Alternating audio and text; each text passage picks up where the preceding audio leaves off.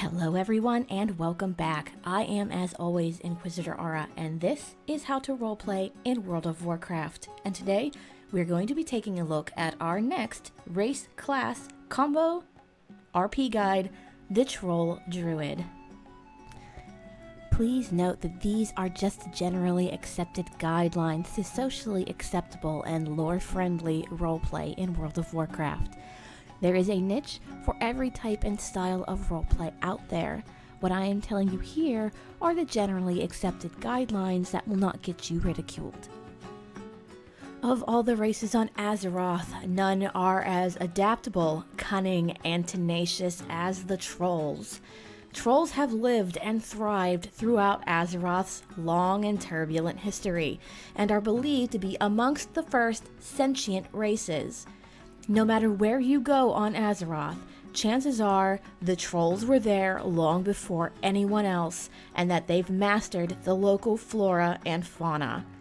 There is no environment they haven't shaped, no place on Azeroth where they haven't tread. As a Troll Druid, your connection to the wild places of Azeroth is a likely extension of this history, and a throwback to the mastery your race once held over the entire world. This is also likely because of your ability to adapt and survive. After all, no one taught you how to be mages or shaman. Your capacity for picking up skills not only to survive, but to thrive is immense, and likely the key to your success as a race. Now, one of the first things you need to keep in mind when role-playing a Troll Druid is that Troll Druids typically do not follow the teachings of Cenarius, Malfurion, or Ysera. You can, but chances are you don't. Like most of the rest of your brethren, you follow the Loa, animal and nature spirits that have existed alongside you as long as you have lived. In fact, it was likely at the feet of these Loa that you learned druidic magic, though you can choose to be a more traditional druid if you wish. That being said, do not feel as though you need to stick to simply the Darkspear Loa. You have encountered enough Loa over the course of the game that you could easily be devoted to any one of them or to all of them, though you should try to tie it to your specialization.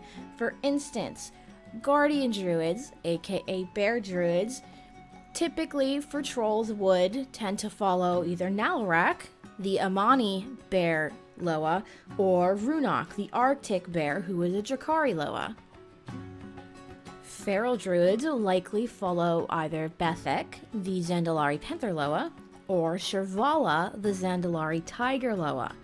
It is said by Zentabra, admittedly the first of the Troll Druids, that it is Shirvala's influence that allows Troll Druids to turn into tigers.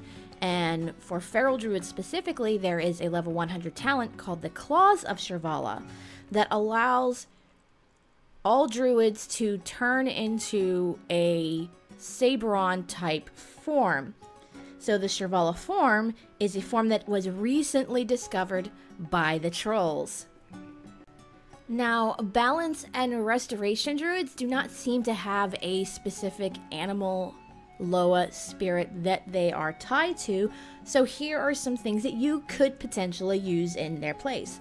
For Balance Druids, perhaps you could go with Ketslun, the Drakari Wind Serpent Loa, who is very magical in nature, or Harkoa even, or maybe even Janalai, since all of them are tied to magical creatures. As for Restoration Druids, you could play with the idea of healing as a form of necromancy and dedicate yourself to Wansamdi, who is the Darkspear Loa of Death. And of course, there is always the Loa who introduced Druidism to the Trolls. His name was Gonk, and he is the Raptor Loa of Hunting. The story of the Troll Druids is fairly complex, and yet at the same time fairly simple. Having been cut off completely from the Loa by Zalazane on the Echo Isles, Many of the Loa priests and witch doctors fled to different parts of the Echo Isles where the animals were allowed to run free. It was on one of these wild islands that Zentabra was visited by Gonk in a vision. Gonk spoke to her and took her spirit to the Emerald Dream, which she described as a jungle bigger and wider than she had ever seen. Gonk explained that the Loa were trapped there by Zalazane's dark magic, and then Gonk taught the first Troll Druids how to call on several Loa at once instead of dedicating themselves to just one.